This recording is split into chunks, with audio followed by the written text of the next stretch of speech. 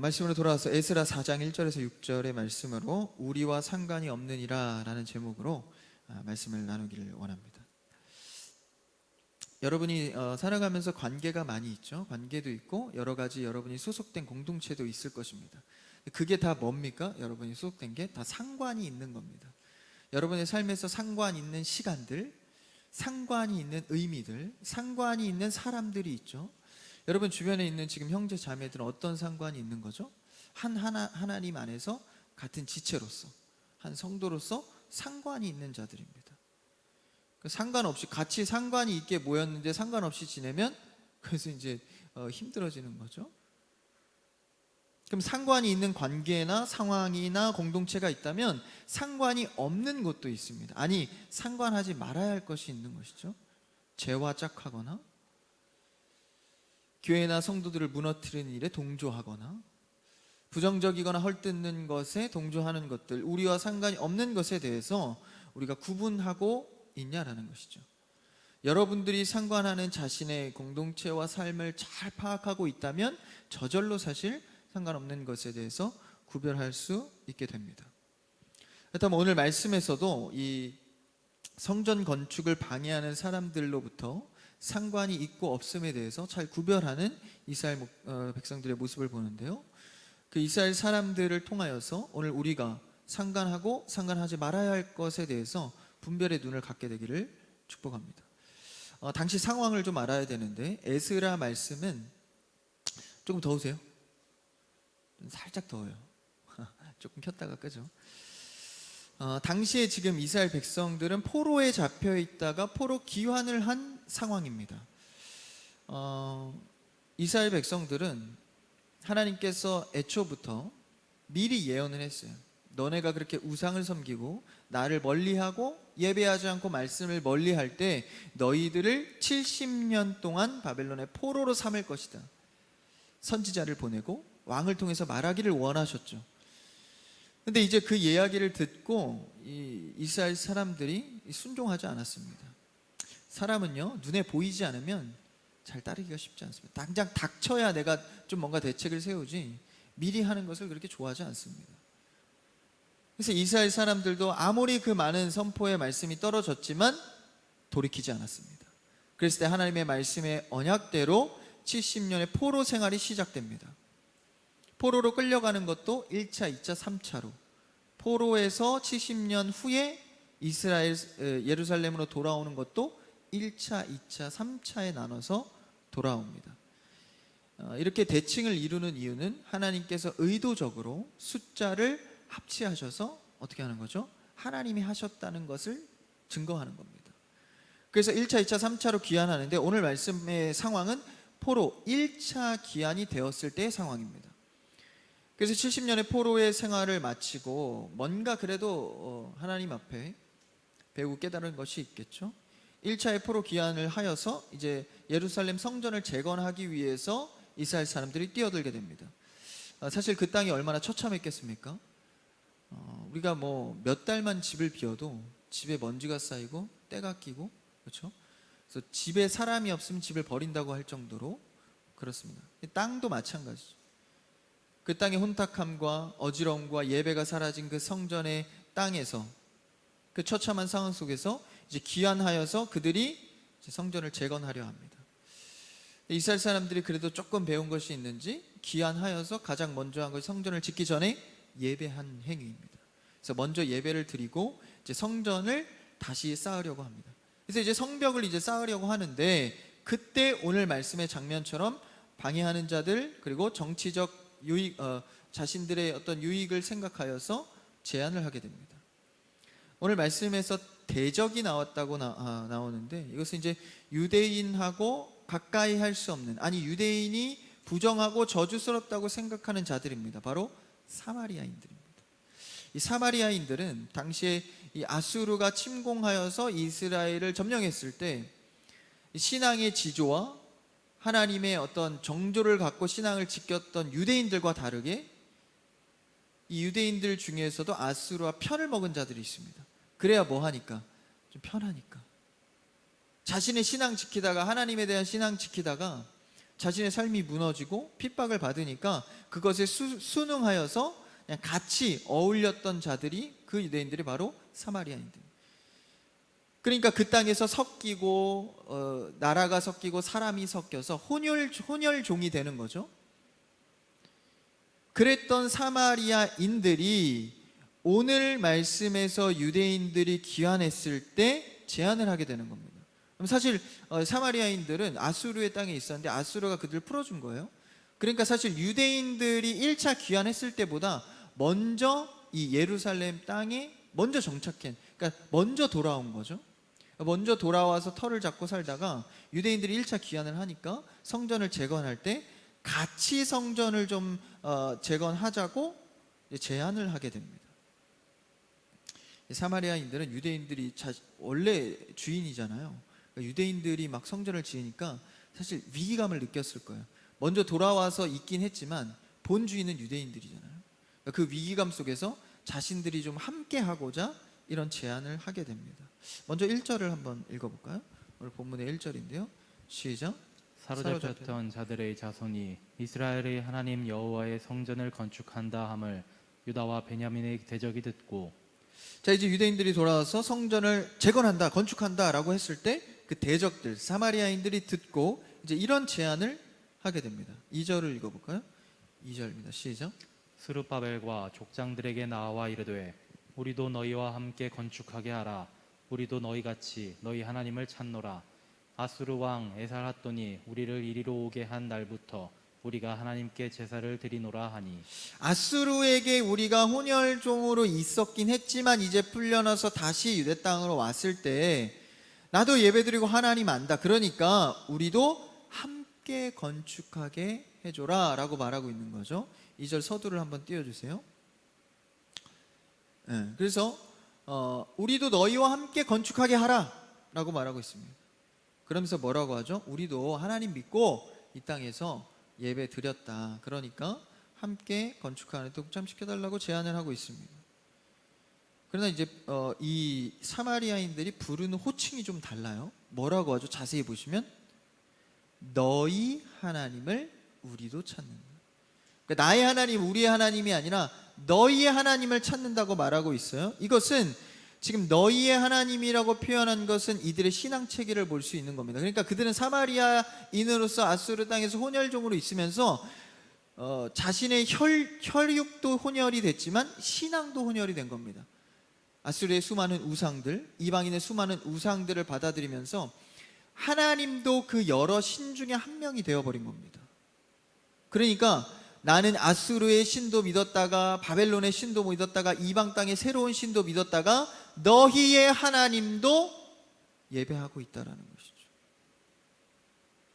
우리의 신앙에서도 그러한 요소가 생길 수 있습니다. 내가 돈을 의지했다가 내 실력을 의지했다가 때로는 하나님을 의지하기도 하는 신앙. 그래서 사마리아인들은 너희 하나님, 이게 정치적인 발언이죠. 너희 하나님도 섬기고 있으니까 좀 해줘라 라고 친근하게 말을 합니다. 이들의 신앙은 결과주의였습니다. 누구를 믿든지 결과만 좋으면 되고 어떤 것을 의지하든지 내가 잘 되기만 하면 되는 신앙의 혼혈종, 섞일 수밖에 없었던 그들의 영적인 특징이 있었다라는 것이죠. 혼합주의, 합리주의, 그렇죠? 합리적이기만 하면 뭐든지 수용할 수 있는. 그래서 아수르와의 삶 속에서 처음에는 그냥 내가 잠깐 타협한 것 같았지만 아예 삶의 체계가 바뀐 것이죠. 여러분, 신앙인으로서 내가 지켜야 할 정조를 잠깐 배교하는 것 같지만 실제는 삶의 체계가 달라져 버립니다. 조그만한 거 하나도 신앙인으로서 정조를 지켜가는 여러분 되기를 축복합니다. 그 자그마한 하나의 구멍이 여러분의 신앙의 체계를 바꿔놓을 수 있다는 것이죠. 예배 좀 빠져도 원할 때만 찾아도 내가 버틸만 하다. 예배 온라인으로 해보니까 온라인으로만 해도 괜찮겠다. 그래서 우리의 마음속에 이런 아수르와의 삶 속에서 아예 신앙의 체계가 바뀌어버린 모습을 봅니다. 그래서 이들은 석방받아서 사실 유대인들보다 먼저 돌아온 자들이지 않습니까? 그러니까 이런 제안을 할 수는 있는 거죠. 먼저 터 잡고 살았으니까. 유대의 원래 정통한 주인들이 오니까 좀 불안했던 거예요. 근데 사실 여러분들 이 상황에서는요, 유대인들도 이득이 많습니다. 만약에 그 제안을 받아들이면 어떨까요? 이미 살고 있던 사람들이 많은데 아무리 주인이라 해도 그들과 갈등이 생기지 않겠습니까? 근데 그들의 제안을 받아들이면 친교적으로 좋을 거야, 친화적으로 정책이. 그리고 또한 군사력도 또 강해질 거예요. 그런 군사적 동맹과 경제적으로도 이득이 있습니다. 그리고 실제 성전을 지을 때도 인건비를 얼마나 아낍니까? 합리적이죠. 갈등의 문제도 해결되고 경제적으로도 인력도 군사력도 아낄 수 있는 실리적인 면에서는 훨씬 이득입니다. 그렇죠? 그런데 유다 백성들은 어떻게 반응하나요? 3절을 한번 읽어볼까요? 3절입니다. 시작. 스룹바벨과 예수아와 기타 이스라엘 족장들이 이르되 우리 하나님의 성전을 건축하는데 너희는 우리와 상관이 없느니라. 바사왕 고레스가 우리에게 명령하신 대로 우리가 이스라엘의 하나님 여호와를 위하여 홀로 건축하리라 하였더니. 거절인가요? 승인인가요? 거절입니까? 찬성입니까? 거절을 했죠. 사실상의 거절입니다. 여러 가지 좀 핑계는 됐어요. 이 체면상 우리가 말을 하다 보면 싫어 라고 하기보다는 내가 이러해서 그렇게 할 수는 없어 라고 하지 않습니까? 체면상의 이유들은 있지만 실제 사실상은 거절을 하고 있습니다. 살짝 핑계도 얹죠. 고레스 왕을 언급하면서 야, 고레스 왕이 우리에게 명령하신 것은 바로 이스라엘 하나님, 그러니까 우리가 건축을 하는 것을, 회복하는 것을 원하신다. 우리에게 맡겼다.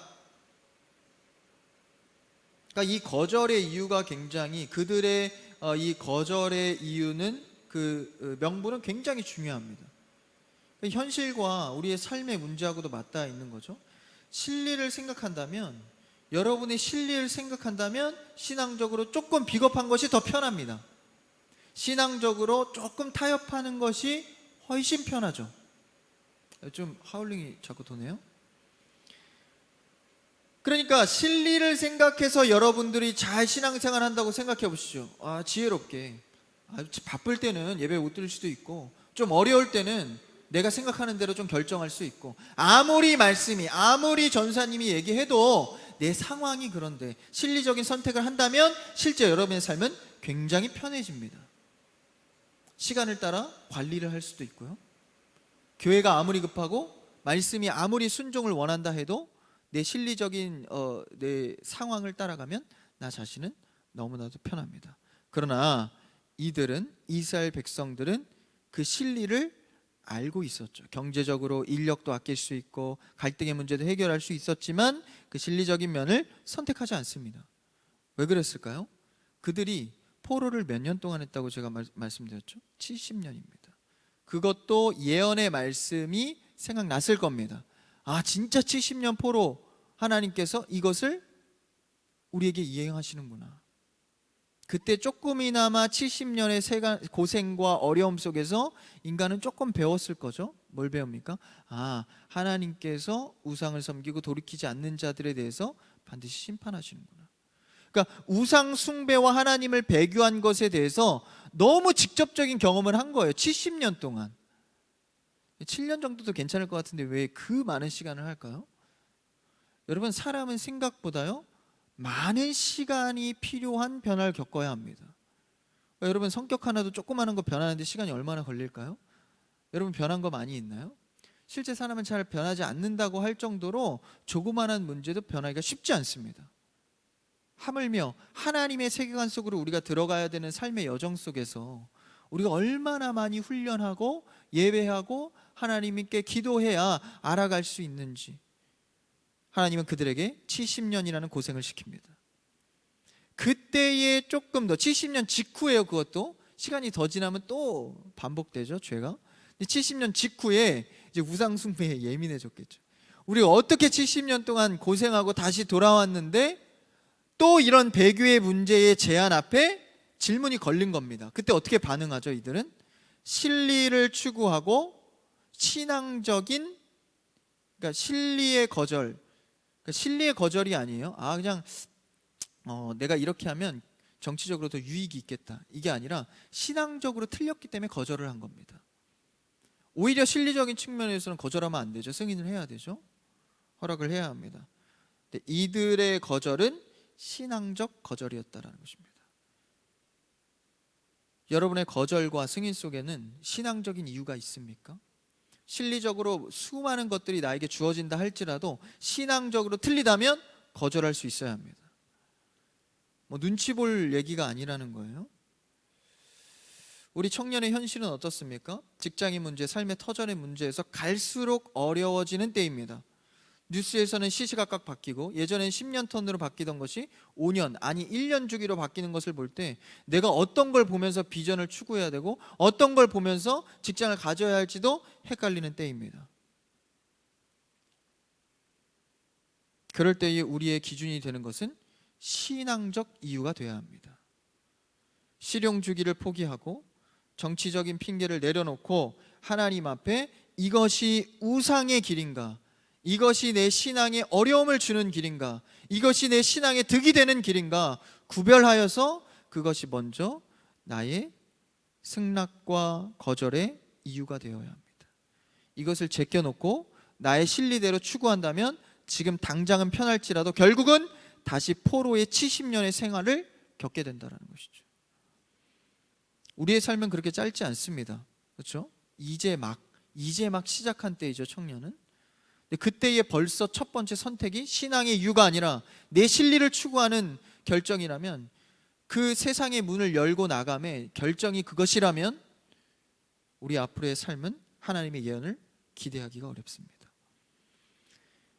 그렇기 때문에 사마리아인들은 그토록, 그렇죠, 지금까지도 그런 배교의 모습 속에서 하나님을 여러 신 중에 하나 정도로 생각하고 있는 거죠. 그렇다면 이제 이스라엘 사람들이 거절을 했어요.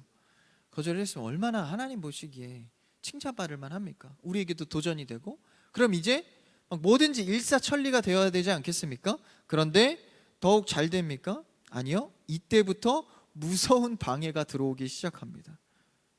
한번 4절을 읽어볼까요? 4절 한번 읽어봅시다. 시작. 이로부터 그 땅 백성이 유다 백성의 손을 약하게 하여 그 건축을 방해하되. 이제 그 거절을 받은 자들이 방해를 하기 시작하는 거예요. 이제 자기 뜻대로 안 되면 전문 용어로 뭐라 그러죠? 꼬장이라고 합니다. 꼬장을 부리는 거죠. 그래서 5절 6절에 보면요, 어떻게까지 합니까? 관리들에게 뇌물을 주어서 그 계획을 막습니다. 그러니까 공권력을 사용하는 거예요. 뇌물을 줘서까지. 뭐 이렇게 하는 거야, 이렇게까지. 그렇죠? 저희도 이거 뭐 리모델링하고 뭐 나무 심고 이러고 어쩐다고 민원이 많이 들어옵니다. 물론 실제 민원이 들어올 만한 상황도 있지만 그냥 막 민원을 넣어요. 그냥. 그렇죠? 이렇게까지 하는 이유가 뭐예요? 6절에 보니까 예루살렘 주민들을 고발하고, 그렇죠? 왕이 바뀔 때까지도 계속 고발하고. 근데 실제 이스라엘 백성들 마음속에는 이런 생각 안 들었겠어요? 야, 나는 신앙적 거절로 좀 의미 있는, 하나님 앞에 의미 있는 결정을 했는데 그럼 하나님이 좀 좋은 게 좋은 거라고 하나 주면 좀 하나 받고 이래야 되는데, 그래야 신앙이 좀 재밌는데 그렇게 하지 않는 겁니다.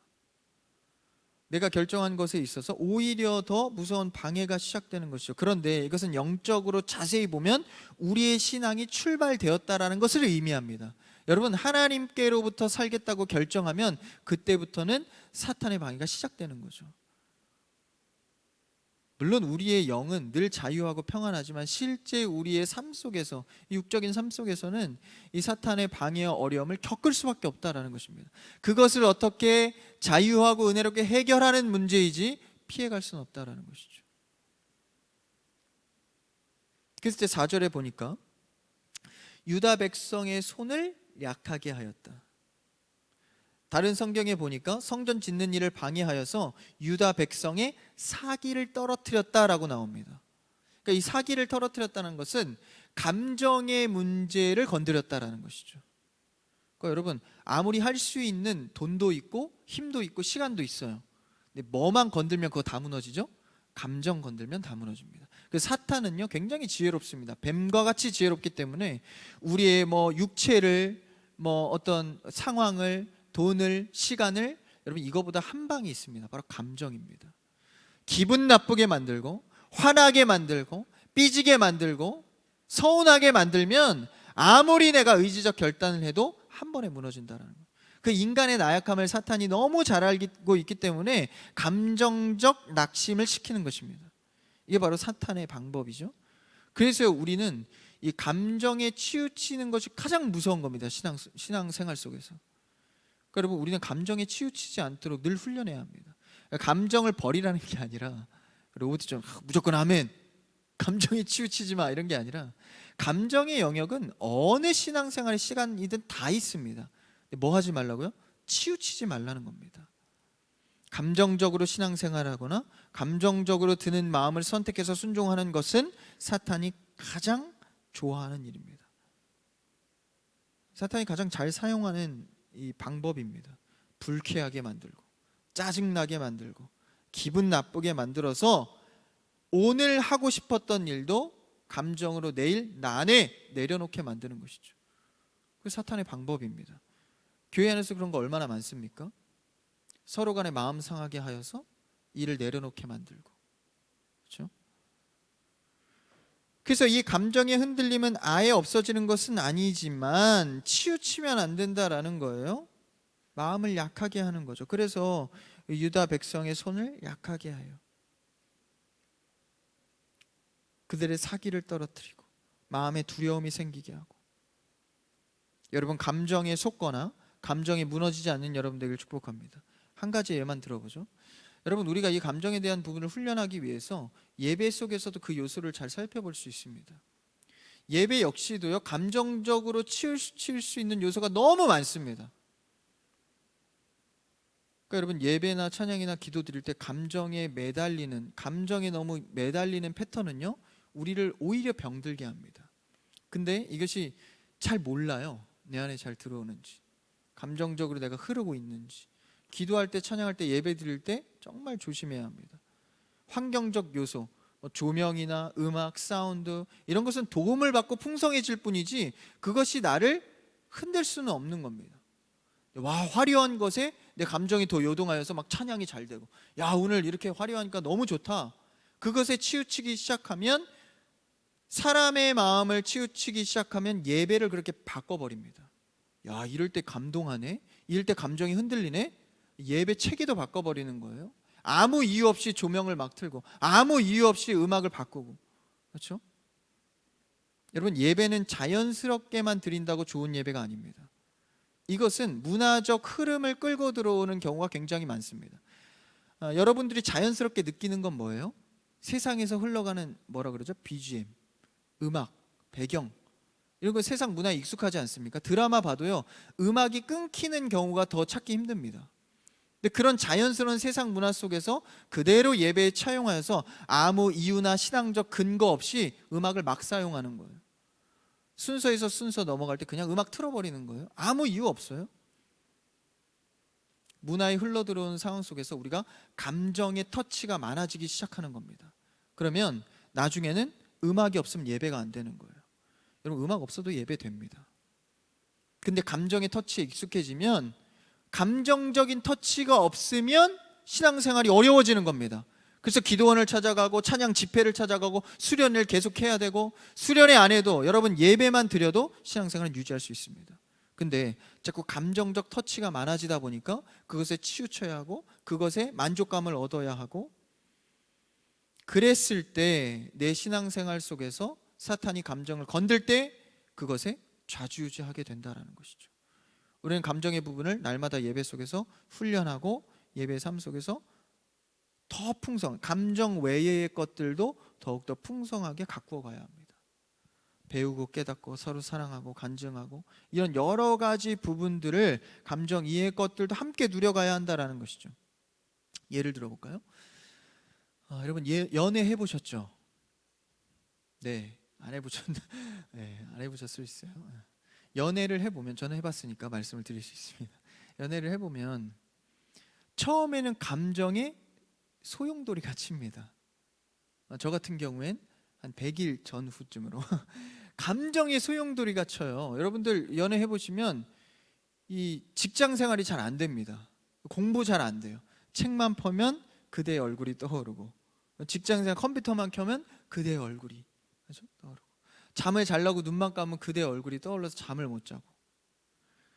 연애를 해봤어야 100일 정도는 계속 생각이 나서 막 새벽에도 가고 아침에도 가고 문자하고 전화하고 난리가 나는 거예요. 감정적으로 막 주체가 안 되니까. 100일, 200일, 1년, 2년, 3년, 어머나 결혼을 하게 됐어. 결혼을 했는데 뭐 신혼에는 모르겠어요. 저는 결혼을 안 해봐서. 결혼을 했는데 3년, 10년, 20년이 지났는데 막 직장 생활도 안 되고 막 내가 어떻게 할지 몰라. 너무 좋아서 빨리 병원에 가보셔야 됩니다. 이 비정상이거든요. 시간이 지나면 사랑의 형태가 달라집니다. 책임감이라는 것도 생기고 자녀를 책임져야 되니까 뭘 또 해야 되고 그녀의 얼굴만 보고 살아갈 수 없는 거예요. 사랑이 풍성해지고 시간이 지나면 숙련되고 성숙해지면 감정에만 치우치는 게 아닙니다. 책임지고 해야 될 일이 있고 서로에게 배우고 대화할 일이 있고 감정으로만 안 되는 거예요. 신앙 마찬가지입니다. 처음에는 내가 은혜가 너무 커서 감정적으로 막 찬양도 계속하고 차 안에도 계속 찬양 틀어놓고 십자가 걸어놓고 맨날 그렇게만 하면 감정적인 신앙생활만 하면 어떻게 될까요? 그게 안 채워지면 낙심하는 겁니다. 막 기복이 엄청 심한 거예요. 근데 시간이 갈수록 신앙의 감정에만 의지하는 게 아니라 이제는 내가 고요함, 하나님 앞에 잠잠하여도 내 속은 늘 은혜로 충만한 겁니다. 감정에만 치우치지 않는 것이죠. 그럴 때 나를 이 감정으로 그 상황에서 사탄이 나에게 감정으로 흔들리게 할 때 안 흔들리는 겁니다. 왜? 내 신앙이 감정에 치우쳐 있지 않기 때문에. 조금 서운하게 해도 나한테 좀 안 맞아도 인내하는 거예요. 내 감정을 그렇게 건들 수가 없는 겁니다. 물론 완벽할 수는 없겠죠. 그러나 기복적으로 흔들리는 신앙 속에서 사탄의 먹잇감이 되는 것보다는 우리가 하나님 앞에 여러 가지 풍성한 신앙생활을 누리는, 감정에만 휘둘리지 않는. 그래서 조금만 감정 상하면 확 다운됐다가, 그런 사람들 있죠? 조금만 감정이 휘둘리면 막 다운돼요. 동굴로 들어가서 막 일주일이 연락이 안 돼. 그랬다가 막 감정이 또 올라가면 막 기쁘대, 다 할 수 있대. 위험합니다. 위험합니다. 조심해야 되는 것이죠. 사탄은 항상 이 감정선을 건드려서 4절의 말씀처럼 우리의 손을 약하게 합니다. 해야 될 일을 못하게 만든다라는 거예요. 감정에 치우치거나 흔들리지 않는 굳건한 신앙생활하기를 축복합니다. 그래서 이렇게 고발을 해요. 5절 6절 마지막으로 읽어볼까요? 한번 읽어봅시다. 시작. 바사왕 코레스의 시대부터 바사왕 다리오가 즉위할 때까지 관리들에게 뇌물을 주어 그 계획을 막았으며, 또 아하수에로가 즉위할 때에 그들이 글을 올려 유다와 예루살렘 주민을 고발하니라. 방해가 끈질깁니다. 이 정도면 그냥 승낙할 걸 그랬어. 저 같으면 후회했을 것 같아요. 아우, 이 정도 막 왕이 승리하고 이럴 때까지 계속 막 고발하고 민원 넣고, 그렇죠? 공무원들 데려다가 못하게 하고, 그럼 전 생각할 것 같아요. 그때 그냥 승낙할 걸. 그렇죠? 그러니까 이런 방해가 우리의 신앙생활에 온다라는 거예요. 그렇다고 그것을 타협하거나 넘어지겠냐라는 것이죠. 그들은 70년의 노예 생활을 겪어온 자들입니다. 이 문제보다, 신리의 문제보다 더 중요한 게 무엇인지를 조금이라도 알았던 것이죠. 신앙의 선택을 했음에도 불구하고 방해받고 어려워지면 당연히 사탄이 가장 싫어하는 선택을 했기 때문에 따라오는 결과입니다. 그래서 주께 순종하고 신앙적 선택을 하는, 여러분, 예루살렘 성전이 다시 재건된다는데 사탄이 얼마나 싫어하겠어요? 치를 떨겠습니까? 교회가 잘 되고 교회가 부흥하겠다는데 사탄이 얼마나 싫어하겠어요? 감정 흔드는 겁니다.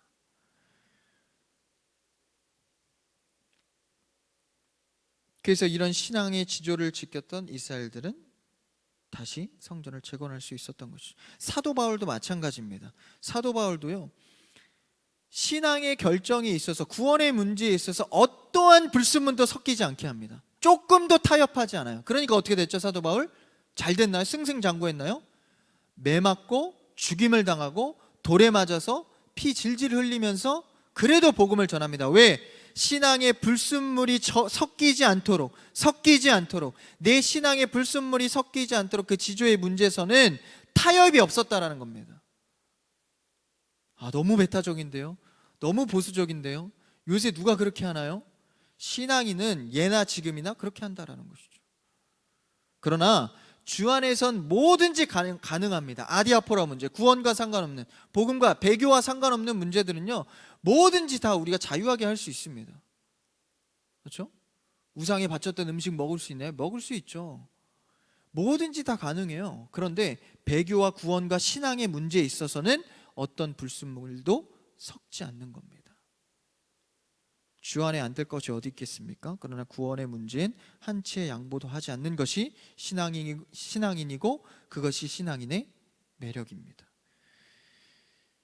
우리는 신앙생활하면서 수많은 선택을 하게 됩니다. 신앙적 선택도 있고 사회적으로 수많은 선택을 하며 살아가게 됩니다. 근데 그 속에서 감정에 치우치거나 흔들리는 것은 자칫 신앙의 거절이 아니라 신리의 거절을 할 수 있게 만듭니다. 그래서 우리는 항상 주 안에서 하나님과 풍성한 경험을 하시고, 감정뿐만 아니라 이성과 육체와 영혼의 수많은 경험과 밸런스를 통하여서 하나님 앞에 무엇이 옳은 결정인지를 순종해 가기를 바랍니다. 말씀을 정리합니다. 우리는 하나님과 상관 있는 일을 해나가는 사람들입니다. 상관없는 일에 대해서 구별할 수 있는 눈이 생기길 바라고, 배교와 구원의 입장에서는 어떤 것도 타협하지 않는 여러분들이 되기를 바랍니다. 이스라엘의 거절이 때로는 실패할지라도 그 신앙의 지조를 날마다 지켜갈 때 하나님께서 일으키시고 그 삶을 책임져 이끌어 가십니다.